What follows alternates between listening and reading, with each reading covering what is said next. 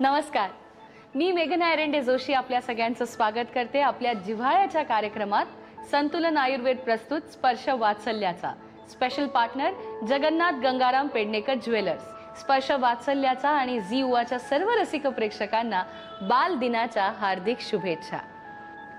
लहान मुलं ही देवाघरची फुलं असतात। मी आज अशा मुलांना भेटणार आहे ज्यांचं अख्खं कुटुंब डम्पिंग ग्राउंडवरती अवलंबून आहे। छोट्या छोट्या गोष्टींमध्ये सुखी आणि समाधानी असणारी अशी ही मुलं आहेत। मी तर खूप आतुर आहे या निरागस मुलांना भेटण्यासाठी। जाणून घेऊया त्यांचं इवलस विश्व।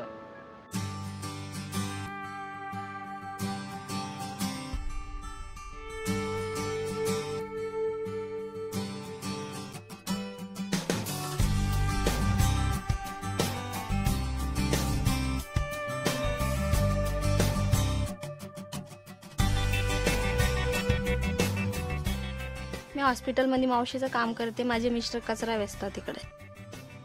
इथं भरपूर मुलं असे 8वी 9वीच्या लायकीचे मुलं भरपूर होते। इकडे तिकडे खूप फिरायचे। त्यांचा कचरा वेचायचं वय पण नाही, पण ते कचरा वेचायला जायचे। पण आकाशदादाने सगळ्याला समजावलं, सगळ्याला त्यांना व्यवस्थित कपडे ते 2-2 जोड 3-3 जोड कपड्याचे पण दिले, दप्तर सगळं जे पाहिजे होतं शाळेचं सगळं दिले आकाश भाऊने। आणि त्यांना शाळेची पण सोय करून दिली, ती शाळेत पण जाता आता। भरपूर म्हणजे विधवा आहे इथं मुली, त्यांना मुलीच आहे अर्ध्या, तर अर्ध्यांना शिकवत्या आणि अर्ध्यांना नेता कचऱ्यावर। काय त्याच्यामध्ये पण येत नाही, काय 200-150 रुपये येतात फक्त त्याच्यामध्ये। आता 200 रुपये तर आम्ही खाऊ का? लेकरांचे शाळा शिकवू, पुस्तकं आणू, दप्तर आणू, काय करणार काय नाही असं टेन्शन येऊन जाते आम्हाला। तर कचरा आहे म्हणून आम्ही पण आहे। बरं आता कचरा बंद झाल्यावर आमचं पण काय हालत होते काय माहित, आम्हाला पण लय टेन्शन आलेलं आहे।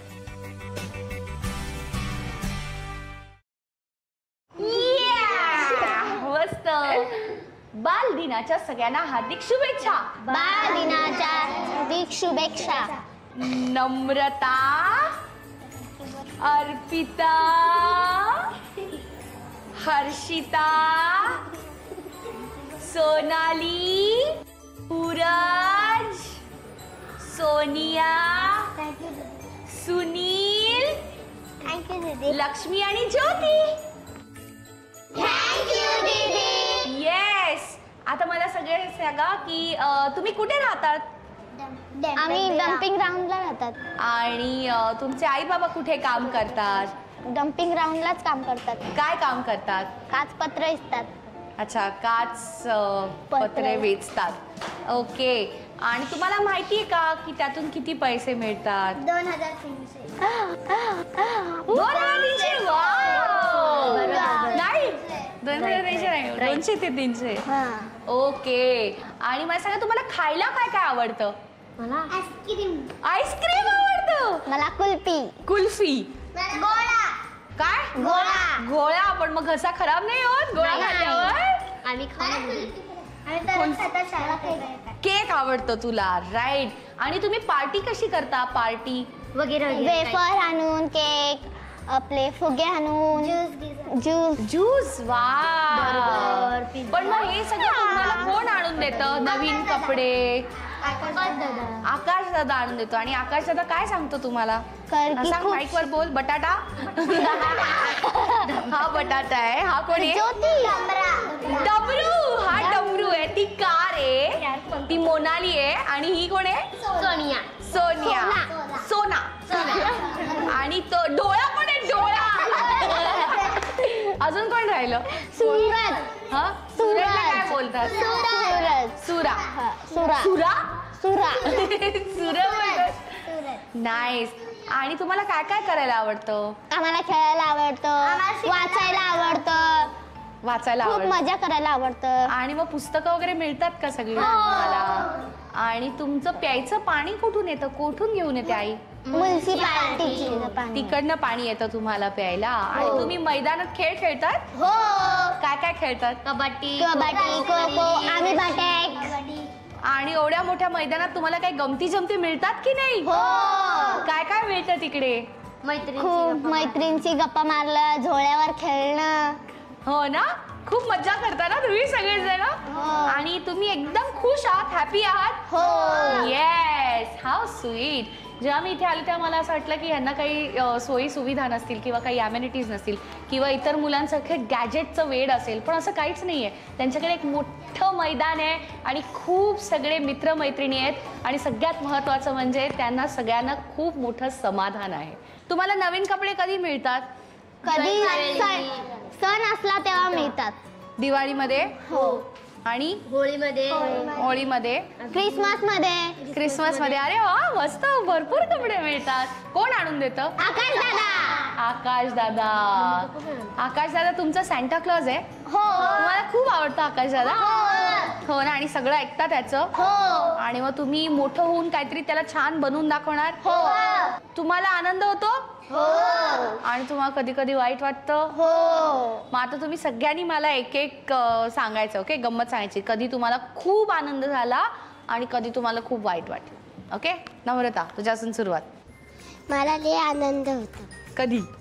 रविवारी. लई होतं. ओके, तिला लई आनंद होतो म्हणजे तू सारखी आनंदातच असतेस. ऑसम. देटाळी. बटाटा. मला सोमवारचा आनंद होतो. तिने सांगितलं की तिला सोमवारी आनंद होतो. आणि दुःख कधी होतं ते पण सांग. सोनिया तू सांग, तुला कधी आनंद तरच आनंद आणि कधी वाईट वाटतं? वाईट नाही होत. नाही वाटत? How sweet is that. तिला नाही वाटत वाईट. आणि सोनिया म्हणाली की तिला दररोज आनंद होतो आणि वाईट कधीच वाटत नाही. मस्त. ज्योती आणि लक्ष्मी, तुम्ही या सगळ्या मुलांमध्ये मोठ्या आहात, तर तुम्ही ह्याचं उत्तर मला खूप चांगलं देऊ शकता. मला बड्डेच्या वेळी आनंद वाटतो. जेव्हा मम्मीने सांगितलं ना बड्डे माझं हे, तेव्हा मम्मी पण खूप आनंदी वाटतं, पप्पा पण खूप आनंदी वाटतं. आणि वाईट कधी वाटतं? मला कधीच वाईट नाही वाटत. क्या बात आहे. लक्ष्मीबाई बोला. मला खूप वाईट वाटतं. अक्का दादानी मला काय बोललं तर खूप वाईट वाटतं. अक्का दादानी अगर चांगलं बोललं मला, अक्का दादा वाटतं खूप चांगला आहे आकाश दादा. पण मग तू तुमच्या चांगल्यासाठीच ओरडतो, तुमची चूक असते म्हणून ओरडतो. हो. मग ती चूक तुम्ही सुधारता की नाही परत? हो, सुधारता. मला इथे येऊन या मुलांबरोबर गप्पा मारून आता कसं वाटतंय हे मी कदाचित शब्दात सांगू शकत नाही. आपल्याकडे एवढं सगळं मुबलक प्रमाणात असतं तरीही आपण सतत फक्त तक्रार करत असतो आणि ह्यांच्याकडे काहीच नाहीये, तरी सुद्धा खूप आनंद आणि भरपूर समाधान आहे. इथे येऊन मुलांच्या नजरेतनं एक वेगळंच विश्व आज मला बघायला मिळालंय. कदाचित जगण्याकडे बघण्याचा दृष्टिकोनच बदललाय. या सगळ्या मुलांच्या भविष्याची जबाबदारी ज्या शिलेदारांनी उचलली आहे ते आता आपल्या सोबत आहेत. नमस्कार. म्हणजे आम्ही ज्याचा विचारही नाही करू शकत ती कृती तुम्ही करून दाखवली आहे आणि तुमचं कार्य म्हणजे खरोखरच वाखाणण्यासारखं आहे. तर त्यासाठी आधी तुम्हाला खूप खूप शुभेच्छा. म्हणजे आमच्याकडे शब्द कमी आहेत, एवढी मोठी कामगिरी आहे तुमची. तर मुळात या सगळ्याची सुरुवात कशी झाली? मी ठाणे महानगरपालिकेत सफाई कामगार आहे. जेव्हा मी सफाई कामगार म्हणून कामाला लागलो तेव्हा मला डम्पिंगमध्ये ड्युटी लावण्यात आली, झाडू मारायची. तर मी तिथे रेग्युलर झाडू मारायचो. सकाळी 6-6:30ची रुटीन. सकाळी उठलं, कामावर आलं की झाडू घ्यायचा आणि डम्पिंगला निघायचा. तर त्या डम्पिंगला झाडू मारता मारता तेव्हा हे सगळे मुलं मला नेहमी दिसायचे. हे सगळे म्हणजे आत्ता तरी बरेच ठवठव येतात, पहिला खूप असे छोटे होते आणि काही. तर डबा खायच्या टायमाला नेहमी हे माझ्या संगती यायचं, काय कसं काय दादा आम्हाला पण. मग आम्ही तेव्हापासून माझं आणि यांचा मिसमॅच सुरू झालं की बाबा काय करतात, काय नाही, कसं काय, हे काय, शाळेत जातात का. तर हे सर्व बोलायचे हो आम्ही शाळेत जातो. पण कुठे जातो तर बोलतं म्युन्सिपाल्टीच्या शाळेत. मग मी यांच्या आईवडिलांशी बोललो की हे शाळेत तर कधी जाताना दिसत नाही, मी तर 2 वाजेपर्यंत इथे ड्युटीवर असतो, एक तर सकाळच्या सत्रात शाळेत जात असेल नाही तर दुपारच्या, पण हे तर दिसत. तर ते बोलतं आम्ही फक्त शाळेत ॲडमिशन घेतलं आहे पण मुलं जात नाहीत, जसं पाहिजे तसं प्रशिक्षण आपल्याला भेटत नाही. तर तुम्ही प्रायव्हेटमध्ये टाकणार का मुलांना? तर बोलतं आम्हाला एवढं जमणार नाही की बाबा फीज सगळ्या गोष्टी असतात, स्टेशनरी, दप्तर, वह्या, पेन्सिल, ट्रॅव्हलिंग. तर बोललो तुम्हाला इच्छा आहे का मुलांना शाळेत टाकायची? तर त्या इच्छेमुळे सगळे तयार झाले. 1 वर्ष झाला. प्रत्येकांच्या पालकांना आतमध्ये जाऊन प्रत्येकांना समजावून सांगायचं की तुम्ही प्रायव्हेटमध्ये टाका, आपण शिकवूया. तिथे जसा सुरू प्रवास झाला तसा सुरुवातीला 40 मुलं आपण ॲडमिशन घेतले जिजाई बालमंदिर नाकवा हायस्कूलमध्ये.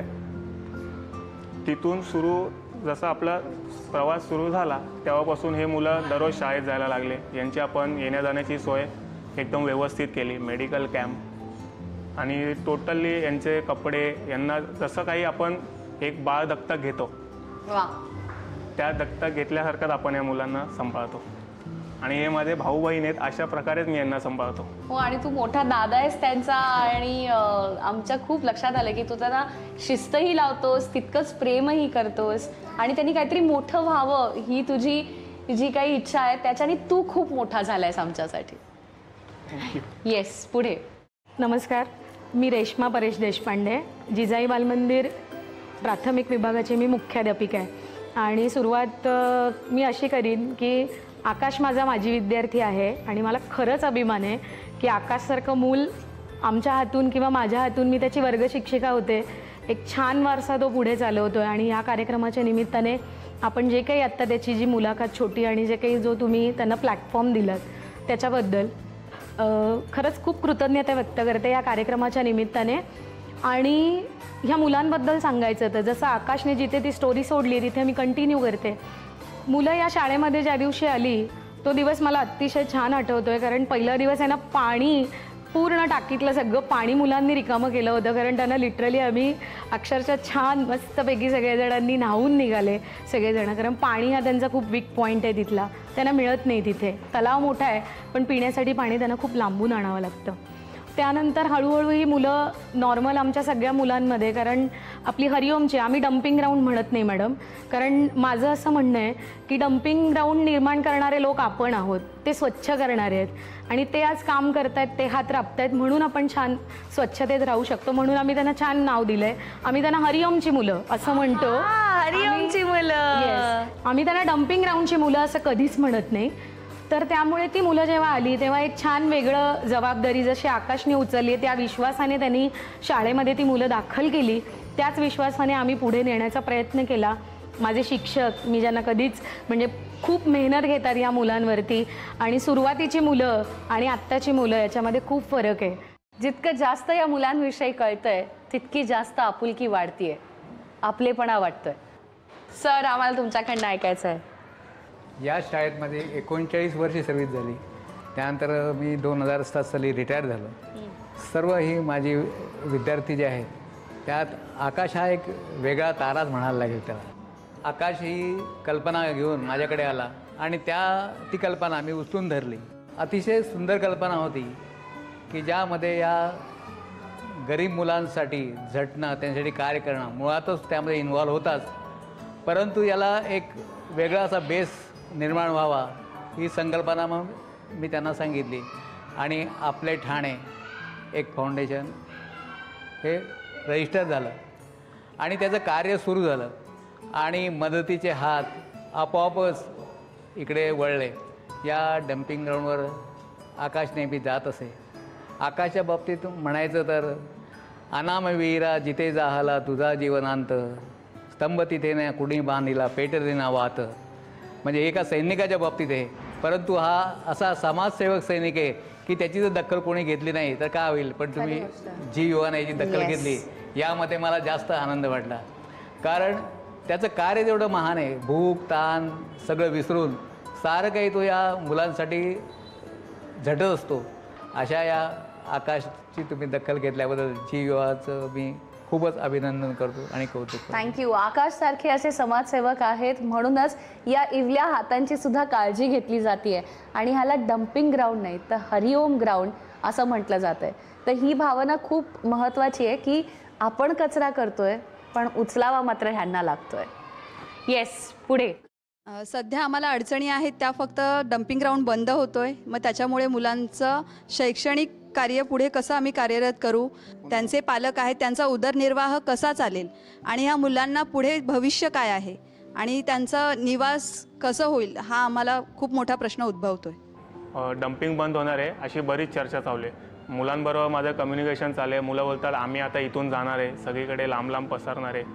आज आम्ही जे काम करतो या मुलांवर, की आपण शब्द देतो की हे कुठे पण जाऊ पण आम्ही यांचा शिक्षणाचा खर्च पूर्ण उचलणार, आणि यांच्यापर्यंत सगळं यांच्या शालेय साहित्य, स्टेशनरी, युनिफॉर्म आणि यांची फी आम्ही तिथपर्यंत यांच्या घरपर्यंत पोहोचवणार.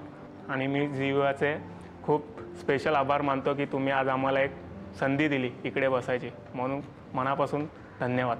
आजच्या या बालदिन विशेष एपिसोडमध्ये आम्हाला खूपच वेगळा अनुभव आलाय आणि ह्यांचं जितकं कौतुक करावं तितकं थोडं आहे. पण सगळी बच्चे कंपनी शांत बसली आहे तर त्यांच्यावर थोडी मजा करायला हवी. तेव्हा खेळूया एक इंटरेस्टिंग गेम. खेळायचा? ये! आपल्या गप्पा तर खूपच छान रंगल्या. आता आपण खेळूया एक पारंपरिक खेळ जो आपले आजी आजोबा सुद्धा खेळले, आपण सुद्धा खेळलो आणि आता आपली पुढची पिढी सुद्धा खेळणार आहे. अर्थातच संगीत खुर्ची.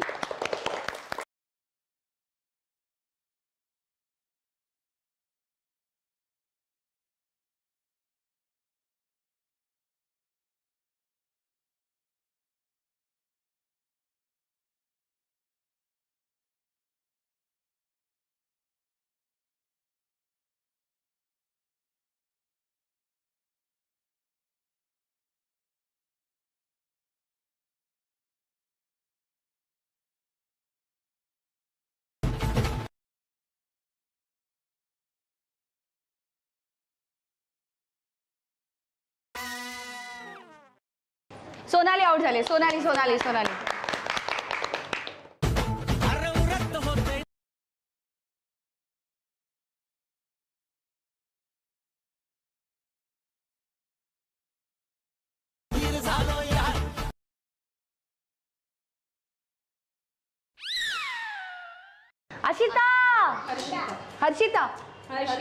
हर्षिता ये इकडे.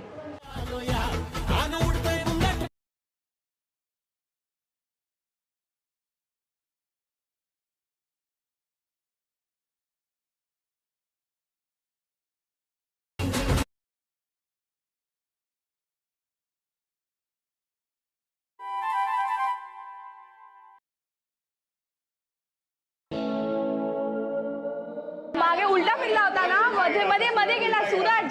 सॉरी. ये पिल्लू.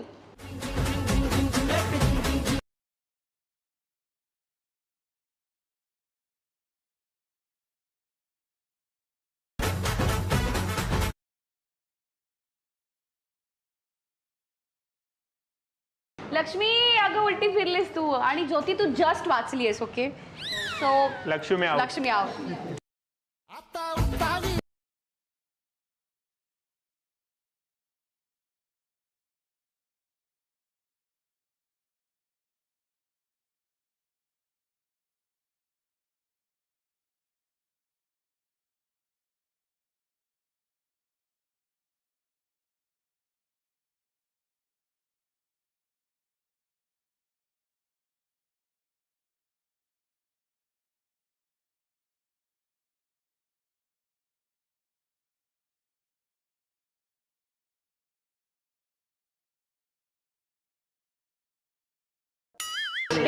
नम्रता घाई केलीस. कशाला एवढी घाई केली तू?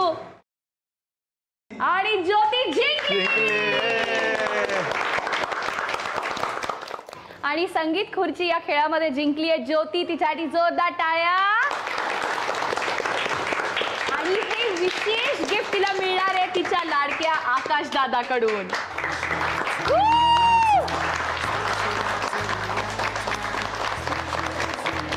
आणि संगीत खुर्चीमध्ये जे आमचे 9 स्पर्धक होते त्यांना मिळणारे झी युवा तर्फे एक आकर्षक भेटवस्तू. 1 2 3 अर्पिता कॉंग्रॅच्युलेशन. हर्षिता मस्त. सोनाली नाइस. नम्रता, सोनिया, ज्योती, लक्ष्मी, सुनील आणि सूरज. ये! तुम्हाला आजचा आमचा हा बालदिन विशेष भाग कसा वाटला हे मी तुम्हाला विचारणार नाहीये, कारण तो आमच्यासाठी खूपच स्पेशल होता. एक वेगळा अनुभव आम्हाला देऊन गेला. तुमच्या प्रतिक्रिया आम्हाला नक्की कळवा. आमचा ईमेल ID आहे sparsh.vatsalyacha@gmail.com. पुन्हा भेटूया आपल्या जिव्हाळ्याच्या कार्यक्रमात. संतुलन आयुर्वेद प्रस्तुत स्पर्श वात्सल्याचा. Special partner Jagannath Gangaram Pednekar jewellers.